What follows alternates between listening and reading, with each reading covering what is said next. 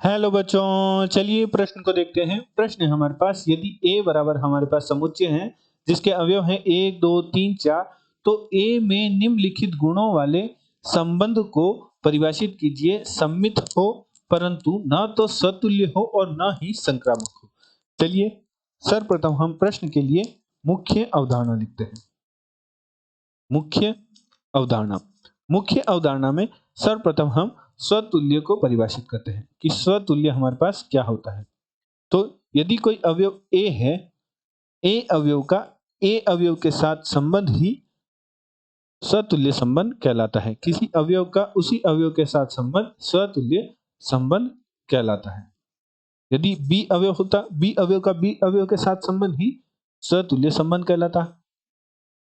इसी प्रकार सममित संबंध को परिभाषित करते हैं कि सममित संबंध हमारे पास क्या होता है। यदि A अवयव का B अवयव के साथ संबंध है, यदि A अवयव का B अवयव के साथ संबंध है, तब यदि B अवयव का A अवयव के साथ संबंध हो तो ऐसा संबंध हमारा सममित संबंध कहलाता है। सममित संबंध कहलाता है। सममित संबंध कहलाता है। अंतिम हमारे पास है संक्रामक संबंध। संक्रामक संबंध। तो संक्रामक संबंध की परिभाषा होती है कि यदि A का B के साथ संबंध हो एवं यदि A का B के साथ संबंध हो एवं B का C के साथ संबंध हो, तब यदि A का C के साथ संबंध हो तो ऐसा संबंध हमारे पास संक्रामक संबंध कहलाता है। तो ऐसा संबंध संक्रामक संबंध कहलाता है। संक्रामक संबंध कहलाता है।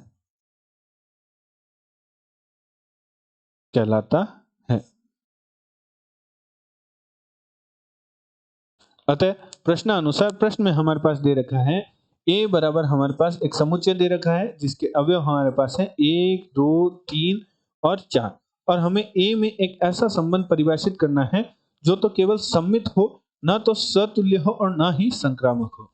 तो हम समुच्चय लिखते हैं जिसके क्रमित युग्म के अवयव हमारे पास कुछ इस प्रकार होंगे, जो कि सममित हो परंतु न तो सतुल्य हो न ही संक्रामक हो। तो सममित के लिए हम लिखते हैं कि यदि 1 का 2 के साथ संबंध है तो 2 का 1 के साथ संबंध होना चाहिए। इसी क्रम में यदि हमारे पास 2 का 3 के साथ संबंध है तो 3 का हमारे पास 2 के साथ संबंध होना चाहिए। यदि 3 का 4 के साथ संबंध है तो 4 का हमारे पास 4 का 3 के साथ संबंध होना चाहिए। तो इन जो क्रमित युग्म के अवयव हैं, इनके अलावा हमारे पास ऐसा कोई भी क्रमित युग्म का अवयव नहीं बचा जिसके लिए हमारा जो समुच्चय है वह सममित की परिभाषा को संतुष्ट करे। अर्थात यदि हम देखें तो इनके अलावा हमारे पास कोई अवयव नहीं है जो सममित की परिभाषा को तो संतुष्ट करे परंतु स्वतुल्य और संक्रामक संबंध की परिभाषा को असंतुष्ट करे। अर्थात 1 का 1 के साथ हमारे पास कोई संबंध का समुच्चय में अवयव नहीं प्राप्त हो रहा, क्रमित युग्म का अवयव हमारे पास नहीं प्राप्त हो रहा, 2 का 2 के साथ नहीं प्राप्त हो रहा, 3 का 3 के साथ, 4 का 4 के साथ, अर्थात यह स्वतुल्य तो नहीं है। अब हमारे पास संक्रामक संबंध की परिभाषा होती है कि 1 का यदि 2 के साथ संबंध हो तो 2 का यदि 3 के साथ संबंध है, यदि 1 का 2 के साथ संबंध है और 2 का 3 के साथ संबंध है तो 1 का 3 के साथ संबंध होना चाहिए। तो इस प्रकार का हमारे पास कोई क्रमित युग्म का अवयव प्राप्त नहीं हो रहा।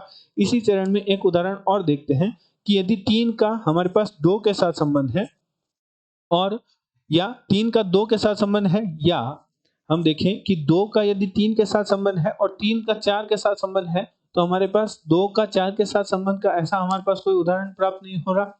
इसी क्रम में यदि हम देखें कि 3 का यदि 2 के साथ संबंध है और 2 का 1 के साथ संबंध है, तो 3 का 1 के साथ संबंध का हमारे पास ऐसा कोई उदाहरण प्राप्त नहीं हो रहा जो संक्रामक संबंध की परिभाषा को संतुष्ट करे।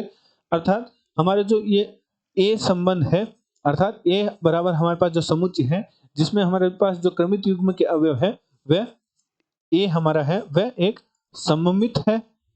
सममित संबंध की परिभाषा को संतुष्ट करता है। सममित है परंतु न तो सतुल्य है और न तो सतुल्य है और न ही संक्रामक है।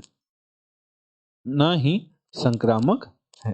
आशा करते हैं आपको प्रश्न का समझ आया होगा। धन्यवाद।